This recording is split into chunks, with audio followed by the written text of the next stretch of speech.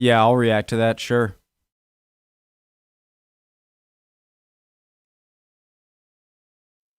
Dan! Okay, guys. I need to watch this because they unearthed a Waterloo skeleton. Preemptive, like, original link to the video, top of the description from History Hit. Discord and things. Would love to have you. Click the link to the Discord if you want to join. Let's go.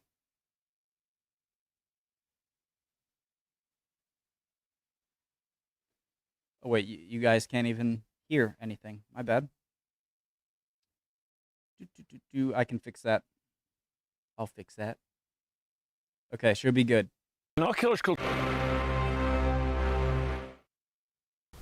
Last week, an archaeological team from Waterloo Uncovered made an extraordinary find on the battlefield of Waterloo itself. It's a find that could rewrite the history books. I'm very pleased to say that History Hit's very own James Rogers was there as the story emerged from the ground. Look at that shot. At sunset on the 18th of June 1815, the guns on the fields of Waterloo fell silent. Napoleon had suffered his final defeat at the hands of Wellington, Blucher, and their allied armies. The curtain fell on the Napoleonic era, and history was made. But over 200 years later, a dedicated team... Freaking Grouchy, right? Wasn't it Grouchy who was late? Sorry. History was made.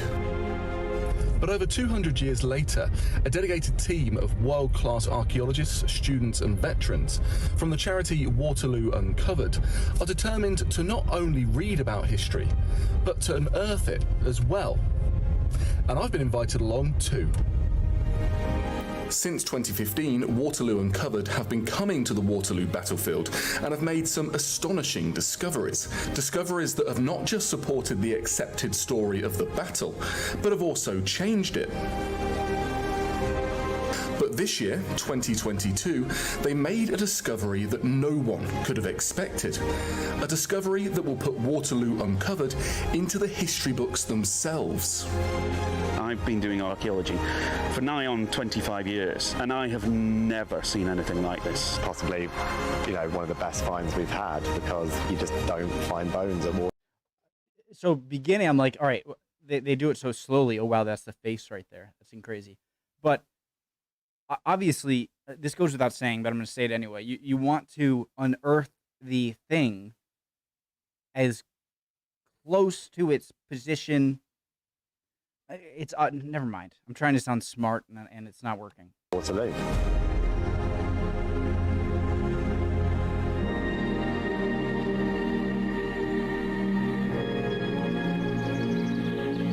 The Battle of Waterloo took place here, about 16 kilometres south of Brussels, just south of the village of Waterloo. In fact, Napoleon never called it Waterloo. Instead, he called it the Battle of Mont Saint-Jean. Oh my God, I didn't... It's in the Netherlands. Okay. The name of a farm just north of the battlefield. And Blucher, well, he called it the Belle Alliance, after the name of an inn. I have to freaking shut up. I'm gonna shut up. He called it the Battle of Mont Saint-Jean, the name of a farm just north of the battlefield. And Blucher, well, he called it the Belle Alliance, after the name of an inn that he and Wellington met in after hostilities had finished. The battlefield itself was small, only a few miles wide, but despite this, it was a messy affair. Some 200,000 troops from across Europe, French, British, Prussians and Dutch, were packed into this rolling landscape. The air was thick with smoke from guns, communication between positions was a nightmare, and Waterloo descended into battles within battles, like the famous struggle at Hougoumont or La Haye-Sainte. As Wellington said himself, Waterloo was like a ball. Everyone would come away from it with their own, very different experience. Hundreds of traditional histories have been written about the battle, but surprisingly very little modern archaeology had taken place. And so, in 2015, a team from Waterloo Uncovered decided to get boots on the ground and start to explore the battlefield. For the next 4 years, they dug across the battlefield, making exciting finds like an intact French howitzer shell and several British uniform buttons, which helped retell the story of the defence of Hougoumont. Now, in 2022, and after having missed 2 years because of the COVID pandemic, How do they know the depth that is safe to use an excavator for? So over, the 200 years since it happened,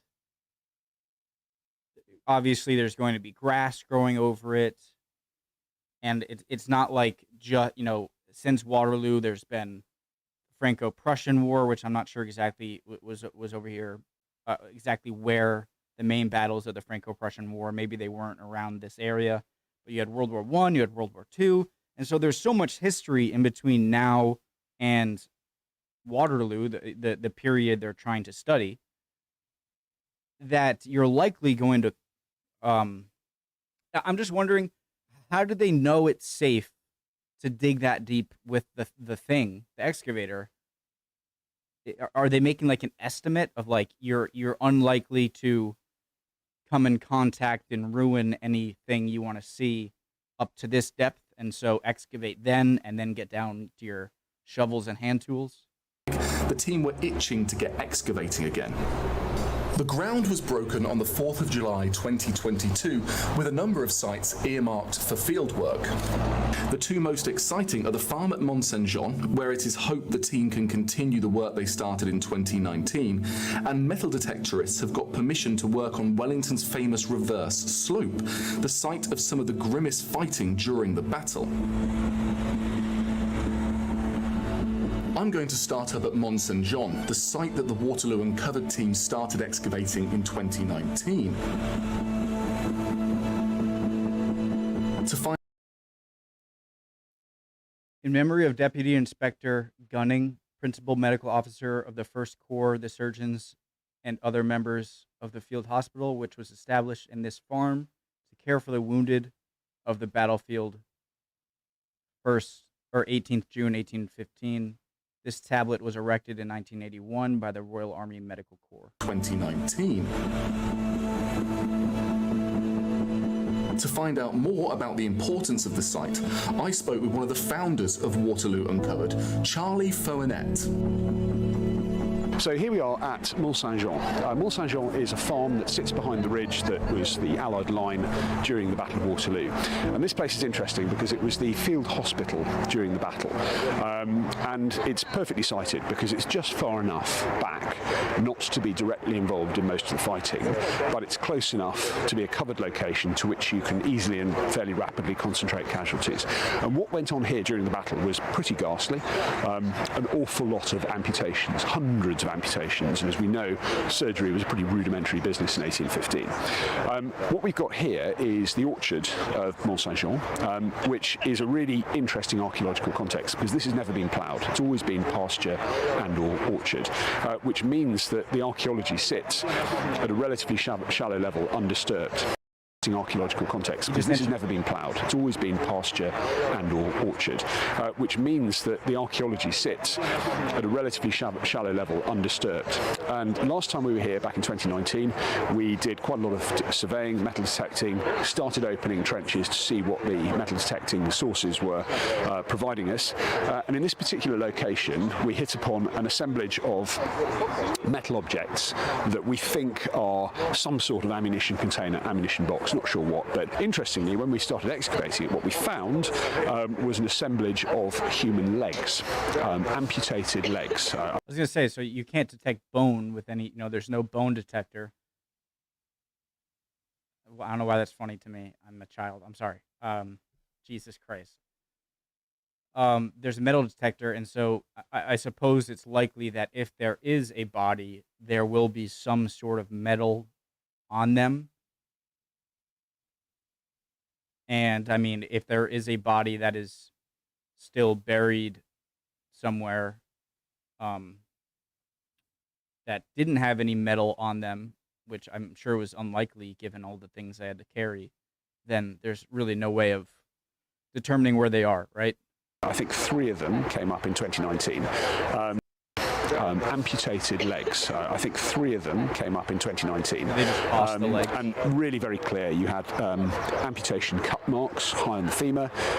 You had obvious damage to the bones, and in one case, a musket ball still within the bone assemblage. The lead archaeologist on site is Professor Tony Pollard. It wasn't just the human bone we encountered. A few meters that way, we found animal bone protruding through the side of the section of the trench, and it was teeth, huge teeth. We thought, right, that's either a horse or a cow.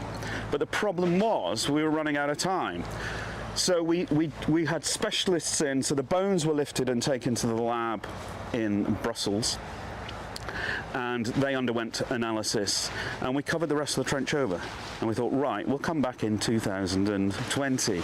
Little did we know that would be hit by the pandemic, and so 2020 passes, 2021, and we're now 2022, so this is the first time we've been back since then. Within hours of that 3-year hiatus being over, the Mont Saint I thought that like something like archaeology would be one of like the few things that might be easier during the pandemic, as long as everyone is vaccinated on site and you're like taking temperatures, because there's going to be way less people needing to do things or walking around to hamper your. Jean Trench is revealing some of its secrets. And not just the teeth of a horse begin to appear, but an entire skeleton. Is that a hoof? We amassed just beneath the surface what we thought. Is that the top of the under the mouth? At that stage, they just looked like teeth, and then as the days have progressed, as you can see now, we are developing what we think is a whole horse skeleton. So these are teeth, and this is the jaw, and we're coming to the forelimbs here, and of course this is the rib cage following the spine, and we're hoping where Jim is to find hind legs. We think there are 3 horses, so there's some remnants of horse bone in this right-hand part of our trench. There are some horse bones over there, and we've now found some horse bones in a trench over there. Exactly why these horse remains are being found next to a hospital for human casualties is still not clear. All the team can do now is continue to clean up the remains for further analysis later in the week. But before that question can be answered, even more bones start to reveal themselves. So Maybe it's like a place after the. Obviously, you don't want like dead, decaying horses next to a. Maybe they like stacked them there after the battle, and is a horse really like worth? Like, are they excavating the horse in order to like perhaps find like some cool artifacts, or maybe there's a person near the horse, or are they just? Is it really worth trying to just? It's it's a horse, but I don't know. We started here, I think, 3 days ago, and this was the only thing exposed, which we thought potentially was, knew it was bone, but not sure, maybe a sort of part of a leg or something like that. Started to excavate, and then found what we thought was a kneecap, and then initially we thought this was sort of where they had an amputation or something like that. But then with the knee, and then I found this sort of bone going this way. And then we carried on digging, and the more and more is coming out, it's sort of what they call articulation. And so we think potentially there could be a full skeleton. So from just that one little bit, managed to unearth. So yeah, I'm really excited. I want to just keep cracking on. After further cleanup, what we thought might be human remains are in fact more remains of a horse. The trench at Mont Saint Jean is posing more questions than it's answering at the moment, and so to better understand the site, a decision was made at the end of day 3 to extend the trench further to the west. It's a decision that will turn the dig upside down. Veronique Muller, a Belgian archaeologist working for the Walloon Heritage Agency, oversaw the trench extension and was on the spot when a truly astonishing discovery was made. Hier, nous avons décidé, de commun accord avec donc les membres de Waterloo Uncovered, d'agrandir un petit peu. I just say, French, I love. Same thing with Arabic. Something about Arabic and French just I just love listening to them, despite not know. Obviously, I have subtitles here, but I don't know why. I don't know what it is about those things. It's just like they're strange, not unique. Donc la zone qu'on avait ouverte avec la pelle mécanique et justement donc dans les quatre God, freaking ADD. Okay. We decided yesterday along with our colleagues, Waterloo slightly enlarged the trench. peu donc la zone qu'on avait ouverte avec la pelle mécanique et justement donc dans les 4 mètres de plus que nous avons ouvert, nous avons eu la surprise de découvrir des dents qui sont apparues et ces dents étaient assez clairement humaines. Donc ça veut dire Okay, so that's looks like, I don't know, is that a molar or whatever? So that I think is like this. qu'on n'est plus uniquement dans une zone où on va déposer des membres amputés qui peuvent être considérés finalement comme des déchets vu qu'on n'a pas vraiment un corps. Mais ici on est vraiment dans le cadre d'une inhumation également. Donc ça change vraiment la façon d'envisager cet ensemble d'objets et d'ossements déposés ici à Mont-Saint-Jean. God, I'm so stupid. Ça change vraiment la façon d'envisager cet ensemble d'objets et d'ossements déposés ici à Mont-Saint-Jean. After spending an anxious night, the team arrive on site to start the careful excavation around where the teeth were found. What they find shocks everyone. A human skull. The question now, is the rest of the skeleton intact? Here in the trench at Mont St John, it is a hive of activity. So much is being found here that covers every aspect of the battle. If you look down the far end, you've got 3 horse skeletons, gigantic skeletons being found and unearthed. And then in the middle, you've got these cartridges, munitions pouches that would have been on the soldiers. But this is something that is going to make history. It is the 3rd ever human skull to be found at the Waterloo battle site. Human remains are not just rare at Waterloo, they're almost unheard of. Only 1 complete skeleton has been found on the battlefield.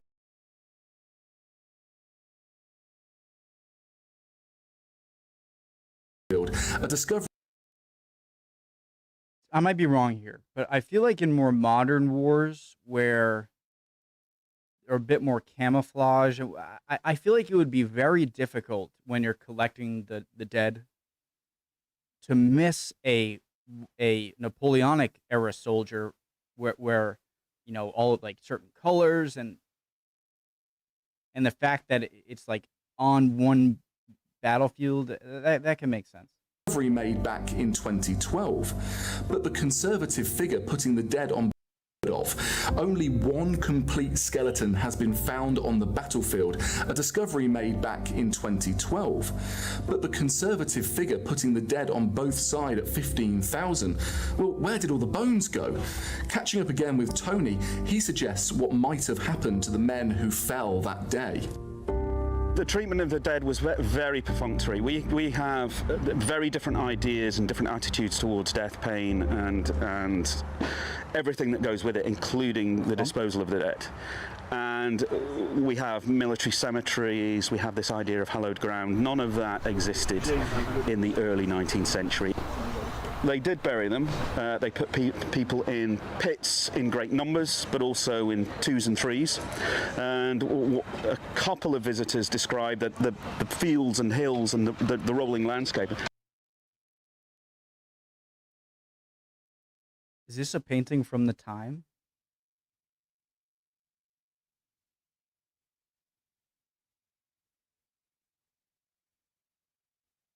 I mean, you got to take away, you know, that this is a task, right? They're much more used to death.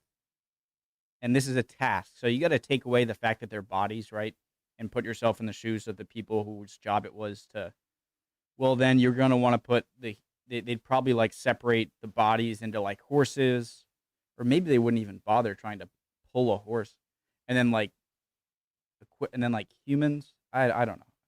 as though it's covered. Visitors describe the fields and hills and the rolling landscape as though it's covered in molehills. These are all the graves of the dead. But it's not just the pits, they're actually burning the dead as well.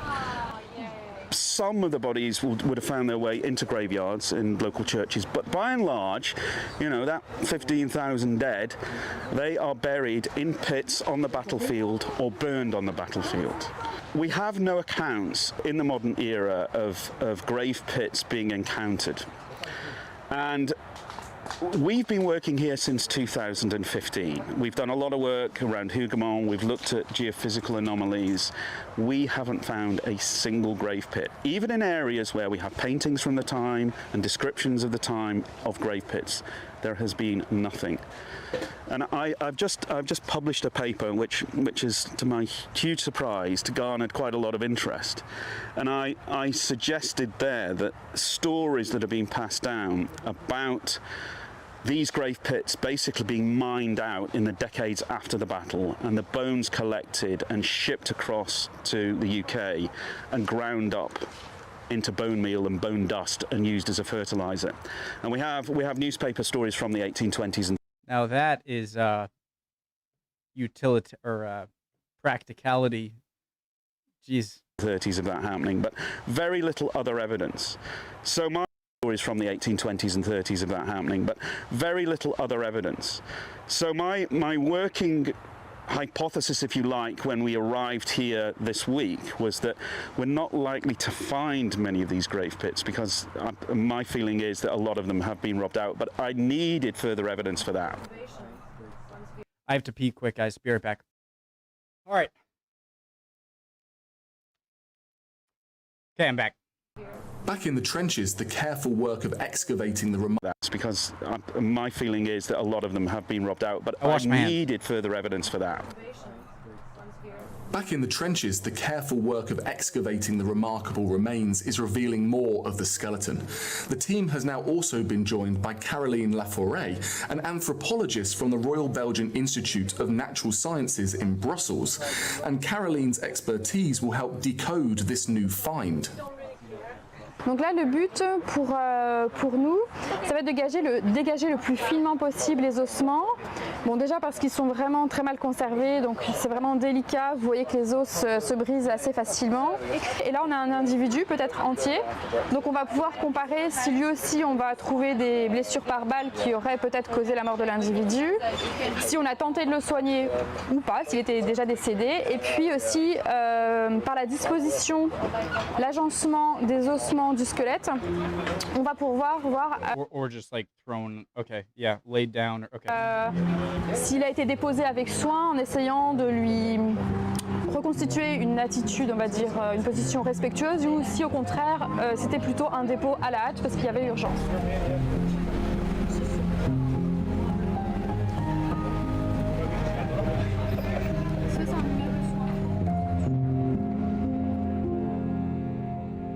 I've pulled myself away from the excitement over at Mont Saint-Jean to come to the centre of the Waterloo battlefield, to the famous reverse slope. And this is hallowed ground for the Waterloo Uncovered team. For one of the first times in history, they've been given permission to get their metal detectors out and to scan the area. They're finding musket balls, hallowed ground for the Waterloo Uncovered team. For one of the first times in history, they've been given permission to get their metal detectors out and to scan the area. They're finding musket balls and bits of howitzers that are showing where soldiers fought and fell. And it's strange to think, but whoever is found in that pit over at Mont Saint-Jean, well, they may well have fallen right here. The reverse slope saw some bitter fighting and was also the muster spot for the British heavy cavalry ahead of their famous charge. David Ulk, an archaeologist and metal detectorist, has been with the Waterloo Uncovered team since the very beginning and hopes that this new survey will reveal more detail about that crucial clash. Wellington had... I'm amazed at just how wide open it is. Like, there just isn't that much of this around where I live, just wide open plains. Brought in a number and, farms and crucial clash.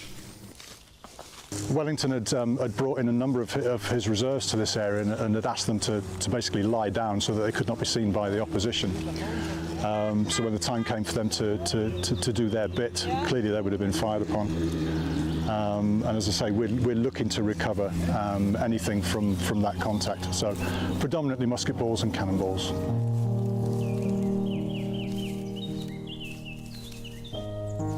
And the finds from the fields are flowing in. In addition to the coins and buttons, hundreds of musket balls, both French and Allied, are being turned up. A testament to the terrible fighting that would have taken place here. Why would the soldiers have coins on them? Back at Mont Saint-Jean, even more horse remains are being uncovered. As every hour goes by, new theories about the trench are suggested. But a gruesome new discovery leads Tony to one particularly tragic conclusion. If you imagine that, let's say, Ney's famous cavalry charge, French charge in the afternoon about 4 p.m, and that involved between maybe 8,000 and 10,000 horses. You imagine how many of them are killed or wounded. And given the fact that it was easier to shoot at a horse and hit a horse than the man on it, especially if he's got armour on. So a lot of thousands of horses are dying and thousands are wounded. And there are stories. Did Ney survive Waterloo? I forget when. Of horses with shattered muzzles, with hobbling around with 3 legs, you know, absolute horror show. And so obviously a lot of these had to be destroyed. Put down is the only thing to do. What they've done here, I think, is they've cut this pit. There's probably a ramp at one end. They've led them in one by one and they've shot them. And they've just dropped. And we've actually got people on the team that, you know, the cavalry still exist in some form within our veteran community. And I had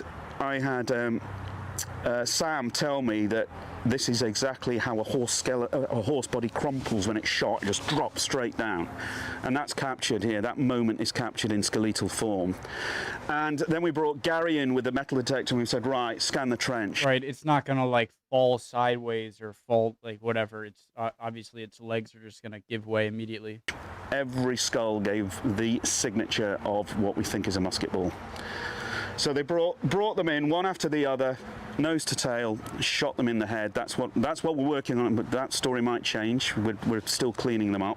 And so we've got, at the moment, 4 horses in a row in a pit specifically cut for their disposal and the disposal of human bodies. We've got at least one. It looks a complete skeleton. I found also some bloodstones. As the Waterloo uncovered team race towards the halfway point of their excavation window, the clock is ticking to uncover the human remains as quickly but as delicately as possible. What is this bone? Is that another person's leg bone? It's arduous work, with new team members jumping in to help scrape away millimetres of earth at a time, all the while uncovering more and more of the skeletal remains. But despite the excitement, the skeleton is posing more questions than it's answering. This is it, the truly remarkable find here at Waterloo uncovered. We don't quite know how old this person is, we don't know what gender they are for sure, but this was Mont Saint-Jean. This was the site of the battlefield hospital at Waterloo. So the chances are that this is a male body. We know a couple of things about it. If you look here, you can see that the molars are fully developed, which means the person is at least over the age of 15, but they won't know the true age until they get down to the pelvis, if there is a pelvis. You look up here and you can see a leg bone that has just been shattered. So you've got a leg up by the head and then you've got the arms coming round to the side. This is a truly either a gruesome injury, or this is a pile of different body parts and bodies thrown into a pit after the true horror of what happened at the Battle of Waterloo and the injuries at Mont Saint-Jean. Yet no matter who this is, what is astonishing, what is history-making, is that this is only the second body ever found from the Battle of Waterloo. Only once the body is fully excavated will we get the chance to answer some of the questions being raised. But based on the other human finds in this trench, this person may have died on the operating table. So it's mostly not because they took all of the bodies off the battlefield or, didn't bury them nearby, but more because of how restricted the Waterloo battlefield area has been to archaeologists, and that's why they haven't found much. Then simply cast out into this ditch. I caught up with the co-founder Charlie one last time, who summed up the position that Waterloo uncovered now find themselves. There's a lot to do here, and the real work will begin once these skeletons are lifted, and we can then approach the post-excavation, because that's the really clever stuff.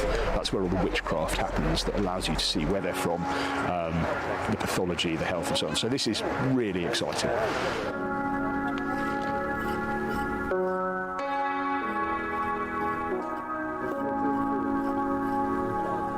Really looks like he has a horrific wound to the head.